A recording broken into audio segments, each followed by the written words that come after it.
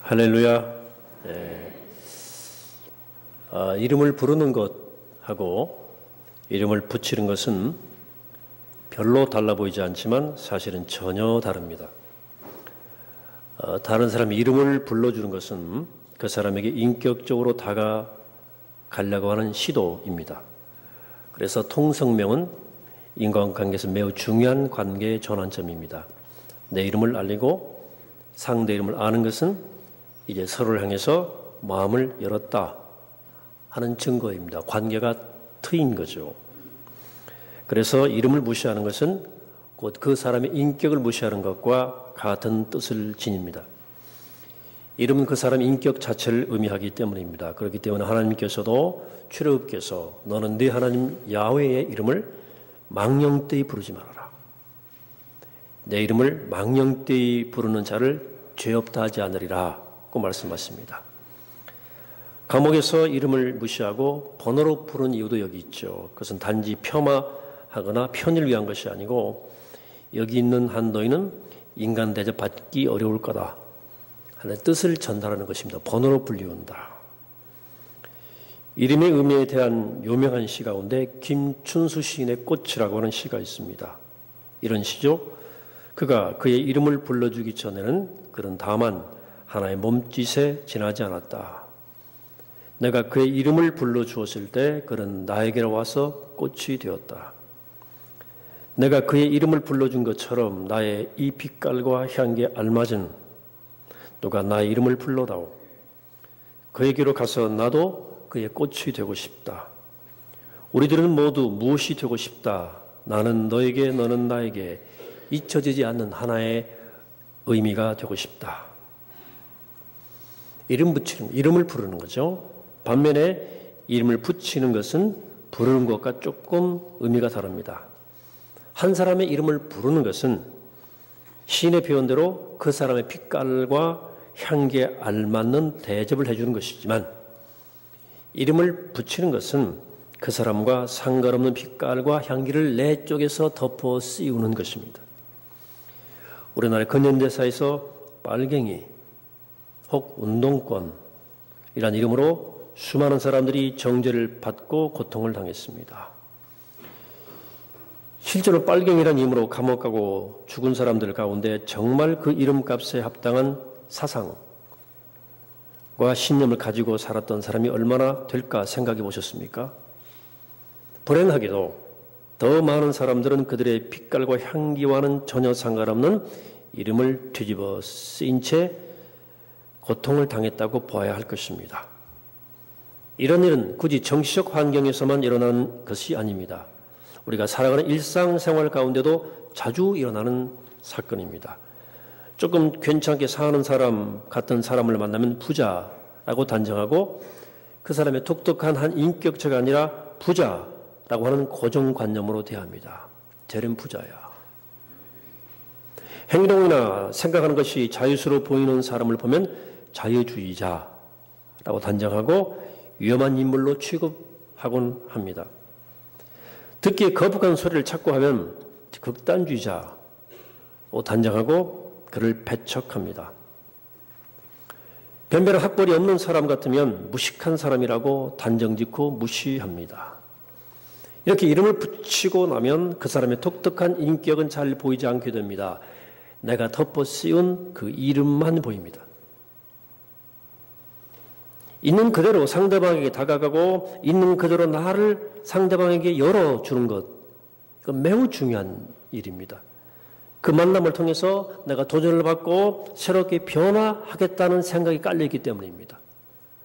있는 그대로의 상대방을 받아들이고 있는 그대로 나를 여는 것은 새로운 변화를 원치 않는 사람들에게는 매우 두려운 일입니다. 그렇기 때문에 사람들이 상대방의 이름을 불러주기보다는 상대방에게 내가 원하는 이름을 붙여주는 거예요. 오늘 우린 요한복음 7장의 일부를 읽었는데요. 사실은 오늘 설교는 요한복음 7장 전체를 보면서 다뤄야 하는 설교입니다. 본문이 너무 길어서 1분만 떼내 읽었어요. 요한복음 7장에서 예수님은 초막절을 맞아서 예루살렘에 올라가 자신을 알리자고 하는 동생들의 요청을 마다하고 예루살렘 회복을 거부하셨어요. 그런데 나중에 혼자 따라 올라갔어요. 아직 주님의 정치를 만천하에 드러낼 때는 아니었지만 그래도 예루살렘에서 할 일이 있다고 생각하신 거죠. 그래서 8일 동안 지속되는 초막절 축제 중간쯤에 예수님이 성전에 올라가셔서 사람들을 모아놓고 가르치셨습니다. 그렇다고 이렇게 오늘 제가 설교하는 것처럼 이런 모습으로 가르쳤다고 생각하시면 안 되고요. 여기서 말하는 성전이라고 하는 것은 성전 바깥들을 가리키는데 이게 성전 바깥들은 축구장 4개 정도 합친 정도의 넓은 광장입니다. 어마어마한 순례객들이 모였기 때문에 대규모 집회는 불가능하고 어느 한쪽에 저렇게 한 무리를 모아놓고 설교하셨다고 생각하시는 게 좋겠어요. 이 오늘 본문은 이 설교 이후에 벌어지는 여러 가지 논쟁을 기록하고 있는데 반복되는 논쟁의 초점은 예수가 누구냐고 하는 질문이었습니다. 그들은 자기들이 알고 있는 여러 가지 이름을 붙이면서 예수님을 평가하고 판단했어요. 유대인들이 예수님께 붙인 첫 번째 이름은 무식쟁이라고 하는 것이었습니다. 그들은 15절에서 이렇게 말합니다. 15절에서 유대인들이 놀랍게 여겨 이르되 이 사람은 배우지 아니하였거늘 어떻게 그를 아느냐 하니 이것이 예수님이 말씀을 듣고 놀라서 감탄하는 말이면 얼마나 좋겠습니까? 실은 이게 조금 무시하는 말이에요. 예수님 말씀을 듣고 야 말은 맞고 굉장한 얘기인데 이 사람 배경을 볼 때 이게 도대체 믿을 수가 없다 하는 뜻이죠. 그런 정도의 말을 하려면 그 말은 학력이 받쳐줘야 되는데 전혀 그런 게 없으니까 믿어지질 않고 오히려 의심이 앞선다는 뜻이죠. 또 다른 유대인들은 예수님에게 메시아, 즉 그리스도라고 하는 이름을 붙이기도 했어요. 히브리 말로 메시아, 헬라 말로 그리스도라고 번역되죠. 이 두 단어는 유대인들이 기다려온 영원한 구원자, 영원한 왕을 가리키는 말입니다. 그들은 예수님을 보면서 야 그리스도가 오신다고 해도 이 사람처럼 이렇게 이런 많은 표적을 행할 수 있겠는가? 라고 물으면서 놀라운 그 이적과 기적들을 행하는 것을 보아서 그리스도일지 모른다는 생각을 했던 거죠. 그런데 또 조금 이 조건이 안 맞는 것은 당시 유대인들은 성경 이쪽 저쪽을 꿰맞춰서 그리스도가 충족해야 할 조건들을 정리해 놓고 그 조건들을 기준으로 어떤 사람이 그리스도인지 아닌지를 판단하곤 했어요. 그 조건 중 하나가 그리스도는 그 출신 배경을 알 수 없는 신비로운 존재라고 하는 것이었어요. 예수님은 이 조건을 충족하지 못합니다. 신비가 없어요. 그분은 나사렛 출신이라는 것이 확실해요. 그래서 27절에서 이런 얘기가 나와요. 그러나 우리는 이 사람이 어디서 왔는지 아노라 그리스도께서 오실 때는 어디서 오시는지 아는 자가 없으리라 하는지라. 예. 나사렛 사람이다 이거죠. 또 어떤 사람은 지켜보다가 이 사람은 정말로 그 예언자다고 40절에 말하는데요. 이 말은 예수님을 단순한 예언자로 본 것이 아니고 그 예언자란 말은 모세가 신명기 18장 18절에서 예언한 바로 그 예언자를 가리킵니다. 여기서 하나님은 모세를 시키셔서 장차 모세와 같은 예언자, 즉 제2의 모세를 일으켜서 이스라엘을 구원하시겠다는 약속을 해주셔요. 그래서 성전뜰에서 예수님을 지켜보던 어떤 유대인들이 이 예언을 떠올렸습니다. 그러나 그들은 곧 예수님이 이 이름에도 딱 들어맞는 분이 아님을 알아요. 오늘 7장 52절에 그들의 심정이 표현되어 있습니다. 그들이 대답하여 이르되 너도 갈릴리에서 왔느냐? 찾아보라. 갈릴리에서는 선지자가 나지 못하느니라 하였더라. 결국 예루살렘 성전에서 예수님을 목격했던 사람들은 자신들이 가지고 있었던 알던 이름을 예수에게 붙여보고 그 이름에 걸맞는지를 따져보고는 실망하고 등을 돌리고 돌아서 가버렸습니다. 그들은 예수를 만나는 것이 아니었습니다. 그들이 마음에 품고 있던 어떤 이상적 인물, 어떤 구원자를 보고 싶어 온 거예요. 그들은 그들의 예수님을 보고 그들의 마음에 있었던 그 이미지와 맞지 않음을 알고 그 자리를 떠나버렸어요. 그들은 분명 성전뜰에서 가르치고 있던 다른 사람을 찾아가서 그 사람이 자기들이 찾고 있는 그리스도의 조건에 걸맞는지를 따져보았을 것입니다. 매우 불행스러운 일이 생긴 거죠. 그들은 있는 그대로 낡아서 예수님을 만나서 그분과 사귈 수 있는 기회를 자기들 스스로 원천적으로 차단시켜버린 겁니다. 저건 아니다. 그들이 가지고 있던 이름, 개념, 조건 때문이었습니다.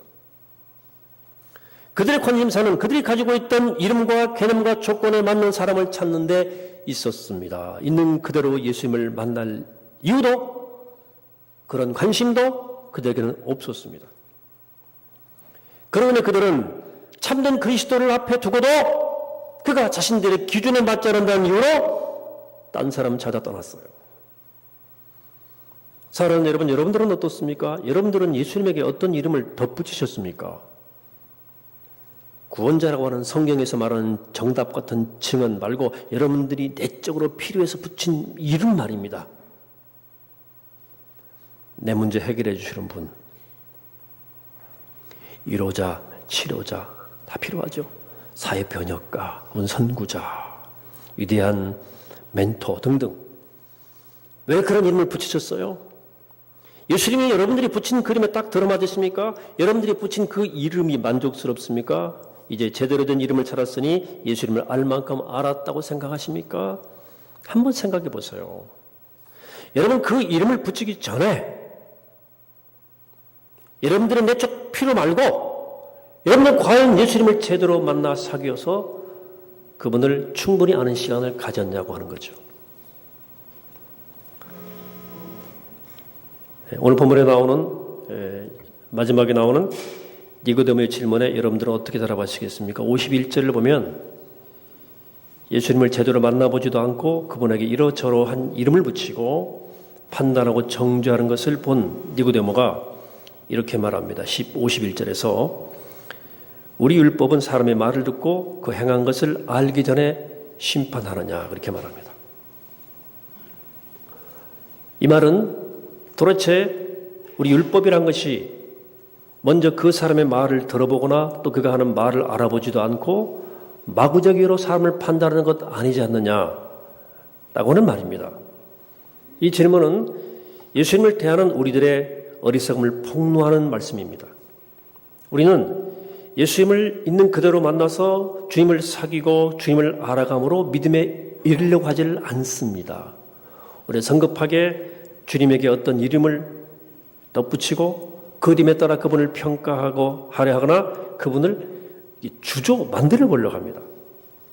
이것은 예수를 믿지 않은 것이 아니라 자기가 믿고 싶은 우상을 예수님을 통해서 믿으려고 하는 것입니다. 예수라고 하는 이름은 허울 뿐이지 그들이 믿는 것은 우상화된 예수, 박제화된 예수, 축소된 예수, 왜곡된 예수, 내가 만든 예수예요. 믿음의 본질은 우리에게 드러나시는, 계시해 주시는 그 모습대로 예수를 만나 그분을 알아가는 거예요. 예수님은 우리가 다 알 수 없는 분입니다. 예수님은 사실 성경에 나와 있는 모든 이름들을 다 합쳐도 완전히 설명되지 않는, 다 알 수 없는, 다 알지 못한 분입니다. 못할 분입니다. 우리가 성경을 아무리 철저히 연구하고 있다, 이해하고 있다 하더라도, 제 아무리 놀라운 영적 체험을 했다 하더라도, 제 아무리 높은 많은 학위를 지녔다 하더라도 내가 예수를 다 알고 있다고 말하는 사람이 있다면 그 사람은 거짓말하고 있는 것입니다. 우리 시대에 가장 영향력 있는 저자 중 한 사람인 필립 얀센은 그의 책 내가 알지 못했던 예수, The Jesus I Never Knew 라는 책에서 이렇게 결론 짓고 있습니다. 수많은 해답과 그의 못지않은 질문을 산출해낸 나의 예수 탐사는 이제 결말을 향해 가고 있다. 나는 그 과정에서 결코 예수를 규정 줄 수 없었다. 나는 이제 오히려 예수를 규격화하려고 하는, 그를 상자 속에 가져두려고 하는 모든 시도들에 대해서 의심의 눈길을 보낸다. 예수는 진정 세상에 살았던 그 누구와도 확연히 다른 그런 존재였다라고 말씀합니다. 진실이 이렇다면 예수님을 믿는 가장 바른 길은 나 자신을 열고 있는 그대로 예수님을 만나고 그분을 사귀는 거예요. 주님과 우리가 진지한 사귐을 나누다 가다 보면 주님은 항상 새로운 모습으로 당신의 모습을 드러내시면서 우리를 깜짝깜짝 놀라게 하실 겁니다. 여러분, 참다운 믿음이란 이렇게 날마다 놀라는 거예요. 날마다 새로운 겁니다. 신나는 거죠. 예수님은 참으로 신비로운 분이셔서 그분을 알아가면 알아갈수록 매혹을 당하게 돼 있다. 그래 누르신학대학교의 교수 레너드 스윗은 이런 말을 했어요. 예수님은 알아가면 알아갈수록 그분에게 미치지 않을 방법이 없다고 그랬어요. 예수를 알아갈수록 미치겠다는 거예요. 한 번 빠지면 헤어나오기 힘든 마력에 예수님에게 있다는 얘기죠. 다시 본문으로 돌아갑니다. 17절에 보시는데 이 구절이 오늘 요한복음 요절과 같은 말씀인데요. 17절 띄워보세요. 같이 합독할 수 있으면 좋겠는데 안 띄워지는 거 같죠? 제가 읽어볼게요. 사람이 하나님의 뜻을 행하려고 하면 이 교훈이 하나님께로부터 왔는지 내가 스스로 말함인지 알리라 그랬어요. 사람이 하나님의 뜻을 행하려고 하면 이 교훈이 하나님께로부터 왔는지 내가 스스로 말함인지 알 것이다. 이 말씀은 참된 믿음의 정수가 무엇인지를 담고 있는 말씀입니다. 여러분, 예수 믿는 게 뭡니까? 그것은 예수님을 통해서 참된 하나님을 만나고 그 예수 하나가 되어서 하나님의 뜻을 살아가는 거예요. 그러므로 하나님에 대한 관심이 전혀 없는 사람이 예수님을 믿겠다고 나서면 참된 믿음에 이를 수가 없습니다. 내 존재의 중심이요 근거요 원천인 하나님이 계심을 깨닫고 그 하나님에게로 돌아가려고 하는 열정이 있는 사람만이 예수를 제대로 믿을 수 있습니다. 이런 사람이라면 예수님을 만나도 오늘 본문에 나오는 유대인들처럼 내가 원하는 이름이나 개념으로 그분을 판단하고 평가하려 하지 않습니다. 모든 개념, 내가 아는 이름, 사상 다 접어놓고 그분을 배워가요. 내게 오시는 그분을 알아가요. 그분을 사귀어가요. 그러는 과정에서 주님의 참된 모습이 점점점 드러나요. 그래서 알아갈수록 더 깊고 더 높고 더 높고 더 신비롭습니다. 예수님 알아갈수록 그분에게 어떤 이름으로 토시운다는 것은 그건 정말 불가능한 일이에요. 그분 안에, 그분의 말씀 안에 하나님의 계시가 담겨있고 그분의 존재 안에서 하나님께서 우리와 함께 하신다는 사실을 깨달아가거든요. 사랑하는 여러분 어떤 예수님 믿으십니까? 제가 믿는 예수님은 이제는 이제 유대 땅에 오셨다가 십자가에 달려 죽으시고 부활하셔서 성령으로 나와 함께 하시며 늘 예기치 않은 모습으로 우리에게 자신을 드러내시는 다 알지 못할 분, 다 알 수 없는 분, 그래서 이름을 도저히 붙일 수 없는 분, 그래서 항상 신비로 저를 늘 깨워 일으키시는 분이에요. 저는 지금껏 그 주님을 배우고 사귀고 믿어오면서 그 주님을 통해서 참 하나님을 알아가고 있는 중이에요.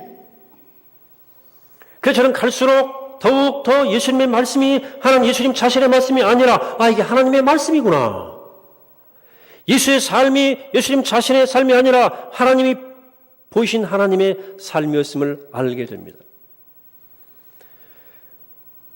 저는 그래서 어떤 이름으로 표현할 수 있을지 모르겠습니다만 바탕한 이름이 있다 하더라도 나중은 좀 부적절할 것 같아요. 영국 출신의 목사이자 저술가였던 레슬리 웨더헤드는 사람들이 자기를 찾아와서 목사님 교인 되려면 무엇을 믿어야 하나요? 라고 물을 때 이렇게 답변했대요. 당신에게 진리로 보이는 것만 믿으시면 됩니다. 라고 답했대요. 저는 누군가 저에게 같은 물음을 한다면 이렇게 오늘 본문의 기초에 답을 하고 싶습니다. 교인 되려면 어떻게 해야 되냐고요? 참 하나님을 찾고자 하는 진실된 마음 하나면 됩니다. 하나님을 찾고자 하는 진실된 마음. 정작 중요한 것은 교리가 아니고 이름이 아니고 개념이 아닙니다. 참된 진리를 찾으려고 하는 마음, 참된 하나님을 만나려고 하는 마음이 중요합니다. 하나님을 향한 혹은 참된 진리를 향한 진실한 마음, 그 마음이 결국 우리를 예수님을 참되게 만나게 하고 그분의 놀라운 신비에 취하게 만들 것입니다. 그런 마음이 여러분들에게 있다면 저는 자신 있게 예수님을 여러분들에게 소개해 드릴 수 있어요. 그 마음으로 복음서와 그 다른 성경들을 통해서 과거 오셨던 예수님을 배우고 기도와 예배와 묵상을 통해서 지금도 살아 역사하시는 예수님의 영과 만나 사귀고 실천과 봉사를 통해서 예수의 삶을 살아보시기 바랍니다. 여러분 삶 가운데 예수님의 모습이 한 컷 한 컷 드러날 때 여러분들 깜짝깜짝 놀라게 될 것입니다. 예수의 신비 앞에 여러분들은 무릎 꿇고 예수님을 경배하게 될 것입니다. 그리고 마침내 성경에 나와 있는 모든 이름들을 다 통원해도 충분히 설명되지 않는 그분의 신비로운 현존 앞에 서서 경이로운 삶을 살게 될 것입니다. 그럴 때 김춘수 시인의 표현대로 주님은 나의 빛깔과 향기에 걸맞는 이름으로 나를 불러주셔요. 나에게 다가오실 것이고 주님은 나는 그분에게 의미로운 꽃이 될 것입니다. 이렇게 되어가는 과정이 믿음이에요. 다 알지 못할 예수께 나를 열고 정직하게 진실하게 만나고 사귈 때 우린 내가 전혀 알지 못했던 새로운 모습으로 변화해가는 거예요. 이런 믿음이 우리를 변화시키는 참 믿음입니다. 이런 믿음이 바로 우리를 구원할 만한 참 믿음입니다. 이런 믿음이라야 예수의 비유에 나온 것처럼 온 보석상 주인처럼 내 모든 걸 다 맛보고도 구해볼 만한 내 모든 것을 걸 만한 것입니다. 오늘 남신도 주일입니다. 세상 한복판에서 분주하게 살아가는 남신도들에게 또 교회 여러분들에게 오늘 제가 이 설교를 통해 부탁드리고 싶은 것은 하나님을 향한 진리를 향한 구도자로 살아가자는 것입니다. 시편 84편 기자는 이렇게 말했습니다. 그 마음에 시온에 대로가 있는 자는 복이 있다 그랬어요. 여기 시온의 대로란 예루살렘을 향한 순례길을 말합니다. 시온으로 가는 대로. 그런데 시온은 우리 마음에 그 순례자의 길이 있는 사람이 복이 있다 그랬어요. 우리들의 마음에 하나님께로 가는 순례 길이 있습니까? 아니면 날마다 세상에 파묻혀가지고 세상의 길을 따라서 걸으면서 말씀과 진리 같은 것은 주일하나 가끔 듣는 소리에 불과한 것은 아니냐. 우리 목회자들이 양육 과정에서 만나는 대상들이 있는데 주로 여성들입니다. 성경 통독하자 그랬는데요. 귀담아 못 들으시는지 한 40-50명 참석 중인데 남성이 10명이 안 됩니다. 성경 여자만 있는가 봐. 새벽기도, 수요예배, 금요, 심야에서 남신도를 만나는 일은 희귀한 일이 되어가고 있습니다. 저는 이 현상 속에서 매우 심각한 메시지를 듣습니다. 이건 바쁘다는 말 한마디로 설명이 안 돼요. 이 비상성, 이건 또 다른 문제가 있다 생각합니다. 여러분들의 이런 모습만 본다면 여러분들이 아는 예수는 아마 여러분들이 마음에 그리고 있는 어떤 개념일 가능성이 높습니다. 그건 예수 아니에요. 여러분들 아는 기독교는 수박 거달기일 수 있습니다.